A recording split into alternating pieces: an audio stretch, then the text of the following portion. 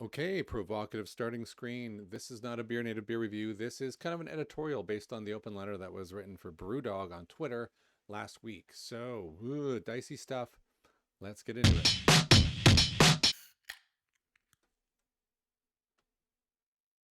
Usual junk, but blah, blah, blah. Subscribe if you like it, share. If you don't like it, leave a comment because I'm sure I'm going to divide some people on this one.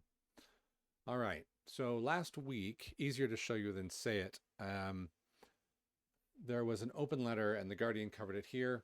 Former BrewDog staff accused craft beer firm of a culture of fear. Sounds bad. If you ran a company and that became the headline, you'd like go, holy crap. I mean, a lot of people said a lot of bad things about BrewDog in the past, and BrewDog just kind of laps it up with their kind of edgy, hey, there's no such thing as bad publicity. I would argue this is bad publicity. Dozens of employees. When you look at the list, it seems like more than dozens. It seems like an awful lot. If you think a dozen people don't like you, then there's probably way more, right? But you can read the article, but actually it's better to go. They do link to the tweet, which you can go to. It's from Punks with Purpose here. And you can click through all the different people, which are very small photos and hard to read. But thankfully, somebody has pasted it into this kind of strange text platform, but it makes it a whole lot easier to read. They do level a lot of very anecdotal. I don't mean to dismiss anecdotal. They do say a lot of things that sound like personal experience, and they do call BrewDog out on a lot of PR campaigns that look like they were just saying things for the sake of it, like changing their name to Elvis. They never did that. Like some of them, like that one, you could say, of course, they're not going to change their name to Elvis. They're just saying it. And then other ones where they were going to send beer to the Kremlin, like some of them I don't know why you would expect them to actually have done those things. That's more like marketing. And I think it's sort of a lack of understanding of how businesses and marketing works is kind of conveyed here as well. And I've highlighted this exploit since day one. They've sought to exploit publicity to further their own business goals. That's just marketing. That's what marketing is. In fact, that's almost an exact definition. It's not extreme marketing or super awful or risky marketing. That's just marketing.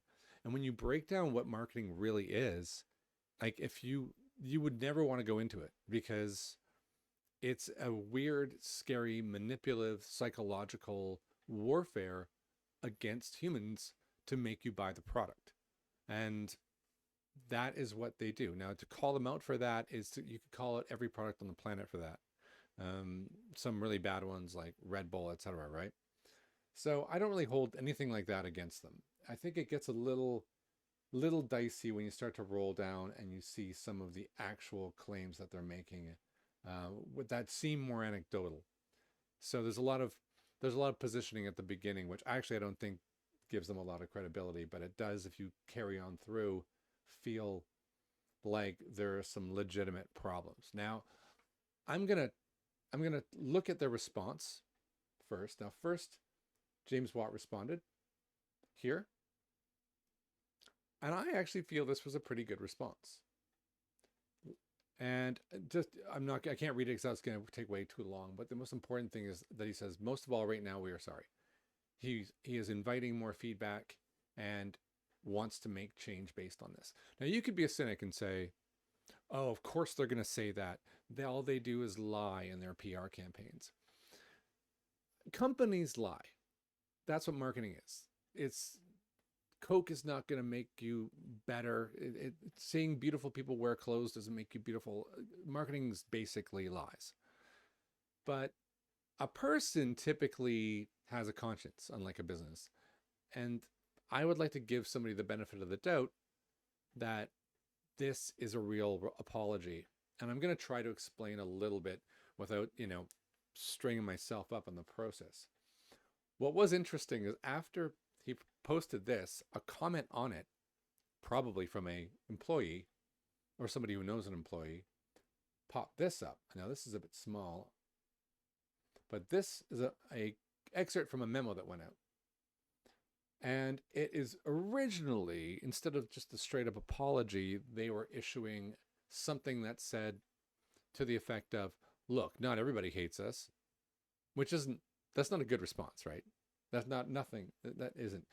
But what is sort of legitimate here is that They wanted to create something that said, we're, this is a one-off. This is a weird thing. These are people who just don't like us, right? So please get behind us with our response. Now, we don't know what the response was, but we do know that they didn't do that. So it might indicate that a lot of people wrote back and said, I'm not signing that because this is a bit of a toxic culture. You need to fix it. And in which case, James Watt had nothing to do but go back and say, oh, damn, I better actually apologize and check this out. So all that sort of history in the bag. Here's kind of a bit of business perspective on how businesses work. You know, I'm not going to say BrewDog are doing things right. They're clearly doing a lot of things really terrible. And that open letter that happened, I feel like that was always going to happen. And the reason for that is because since they started as an oddball startup with this sort of nothing to lose attitude, when you start up a business, I work in tech and specifically in cybersecurity. So I run into businesses all the time, small ones, that they don't want to talk to me because they don't care about security. They don't have a business to protect yet. So they will do anything and everything to succeed because, well, what? They're already at the bottom. So BrewDog started with arguably punk, definitely lad culture is what it would be called in the UK, very male oriented.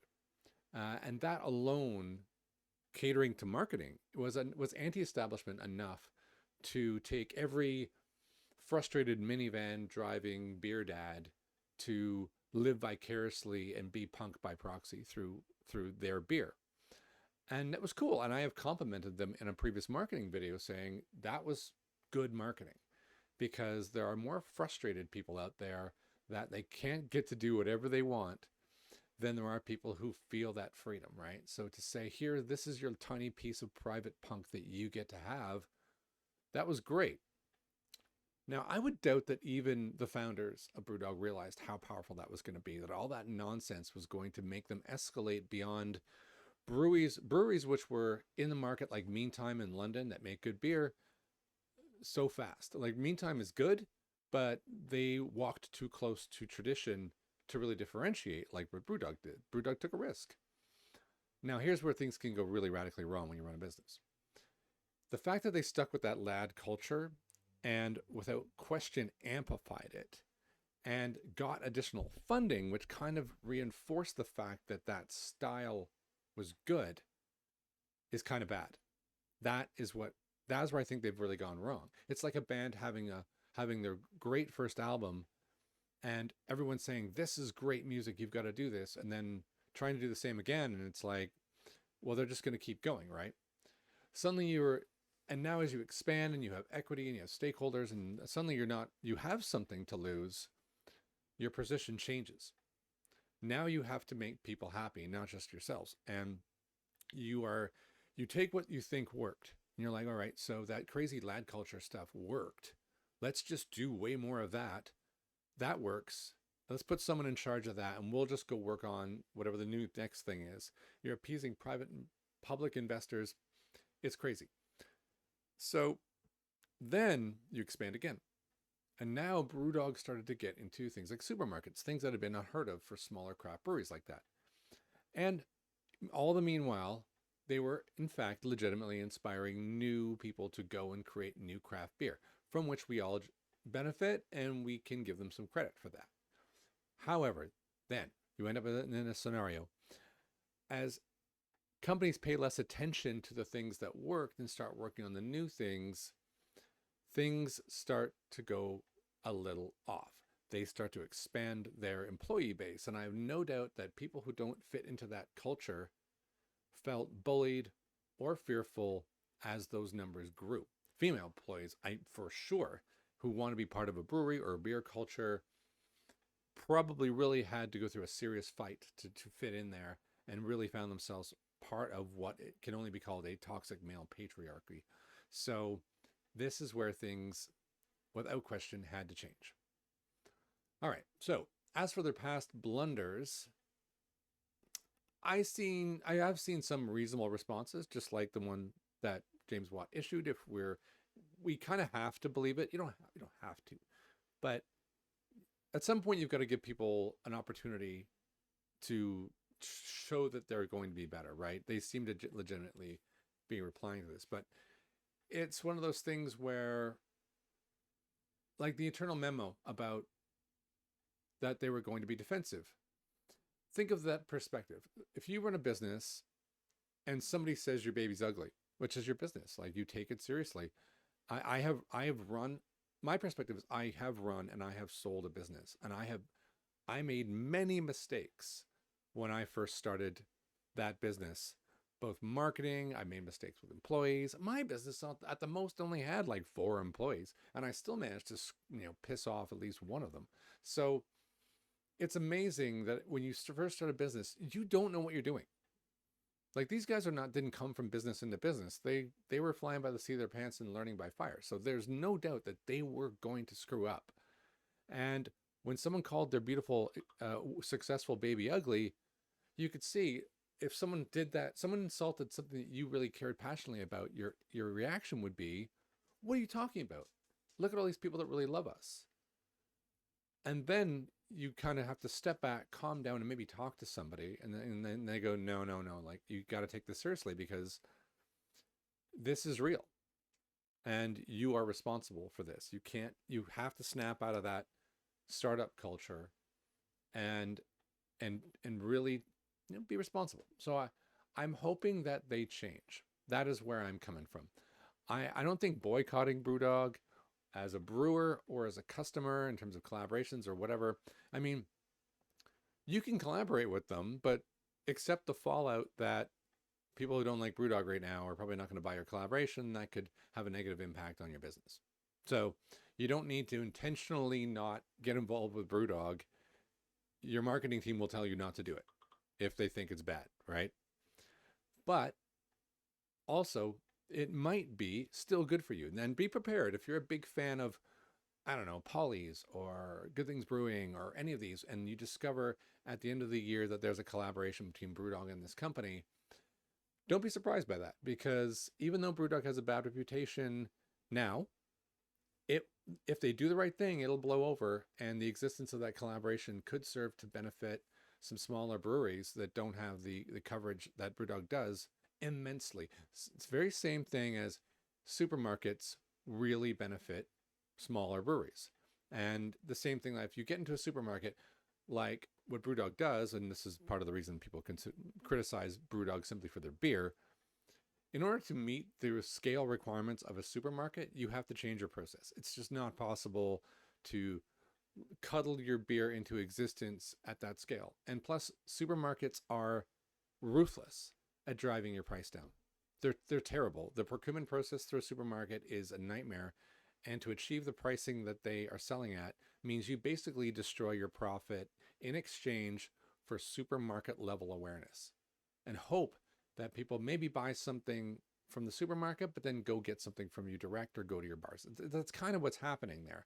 And BrewDog are in every supermarket, but they have allowed many smaller breweries to piggyback on their brand and benefit from it. So it's not like you don't want to collab, but you kind of want to punish them somehow. And I think simply by just not buying, if you don't buy BrewDog now, nothing to do. Keep on doing it. If you do buy BrewDog occasionally, and every now and then, if I want some throwaway IPA or I'm stuck in a Weatherspoons because some friends, like that ever happens post-pandemic, and the only decent beer they have on at the moment is Punk, then maybe I'll get some Punk and be happy that I had that luxury instead of a Carlsberg or something. That's okay. They have grown out of being a startup. They are no longer what you might call craft. They have converted what we know as craft into mainstream craft. They were probably one of the first. I know in North America there are lots of things like that, like Sierra Nevada or Sam Adams that used to be small are now what you'd call mainstream craft. We have our own here now, which is BrewDog. I think we just need to maybe, RIP the original BrewDog, and now the gigantic corporate beast that is BrewDog is there, creating a new entity that didn't exist before. We had the generic lagers, we had the real ales, and now we have a new stratosphere with arguably Beaverton and things like that exist in that space. But that's where they are. Are they going to fix things? I hope so. I hope so. I genuinely believe that based on the way they started, that they would probably be a nightmare to work for. And I bet that James is probably very much responsible for that trickle down culture. So, what do we do about it? Well, if each of us think about it, they turn over over 200 million a year, right?